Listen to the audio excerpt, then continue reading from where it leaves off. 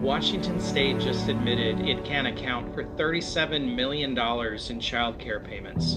Not misplaced paperwork, not minor discrepancies, millions paid out with no clear verification. And while families are struggling to afford child care and taxpayers are footing the bill, the system responsible for managing can't even prove where the money went.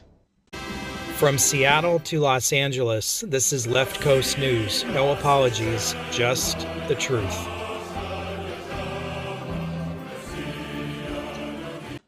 Welcome back to Left Coast News. Today we're continuing coverage on a developing situation out of Washington State, one that raises serious questions about oversight, accountability, and whether government programs are actually being managed the way taxpayers expect.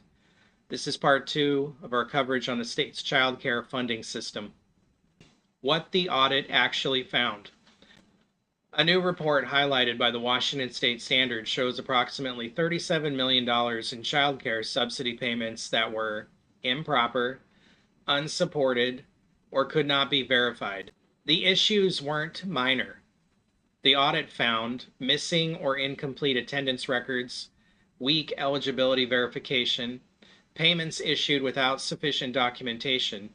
In simple terms, the state distributed tens of millions of dollars without maintaining the basic records needed to justify it. Connection to our previous coverage. In our previous episode, we outlined how Washington expanded child care assistance programs rapidly, especially during and after COVID. At the time, safeguards were loosened to move money quickly. That included reduced verification requirements, faster approval processes, less stringent oversight. The intent was speed, but the trade-off was predictable. And now this audit confirms what happens when oversight takes a back seat. You lose track of the money. National context, and this is bigger than Washington. This issue doesn't exist in a vacuum. Across the United States, federal watchdogs have identified billions of dollars in improper payments across multiple programs.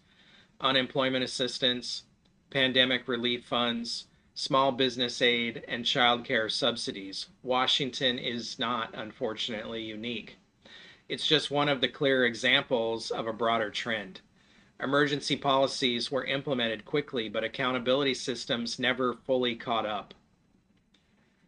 Constitutional and governance analysis. This is where the conversation needs to shift. Government funding is not abstract. It comes from taxpayers, which means every dollar distributed carries an obligation, transparency, oversight, and accountability. When a state cannot verify where tens of millions of dollars went, it creates a fundamental problem. Because limited government is not just about size, it's about control, structure, and responsibility.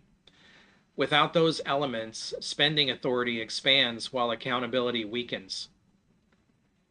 Economic impact and supply side effects. At the same time this is happening, Washington families face some of the highest child care costs in the country. Providers are dealing with staffing shortages and rising operational costs. Access to child care remains limited in many areas. So the system is under strain from both sides. Demand is high, costs are rising, and resources are not being efficiently managed. That creates downstream effects. Reduced workforce participation, increased financial pressure on families, and long-term instability in the child care sector. What to watch next? There are 3 key areas to monitor moving forward. Number 1, recovery efforts. Will the state attempt to recover any of the improperly distributed funds? Number 2, policy changes. Will verification and oversight systems actually be strengthened or just adjusted on paper? And number 3, accountability measures. Will anyone be held responsible for the failures identified in the audit? No. Historically, these types of findings result in process changes but limited direct accountability.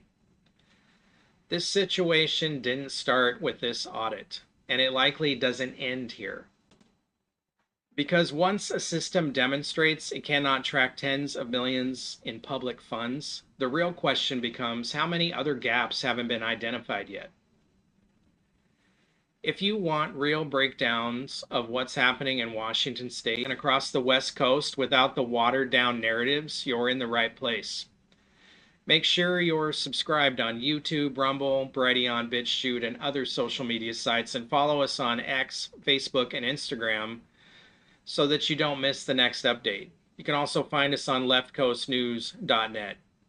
This story isn't over, and we'll be tracking every development as it unfolds. Drop your thoughts in the comments. Do you think this is just mismanagement or something deeper? And if you found value in this, share it. That's how we get this information in front of more people who need to see it. Thanks for watching.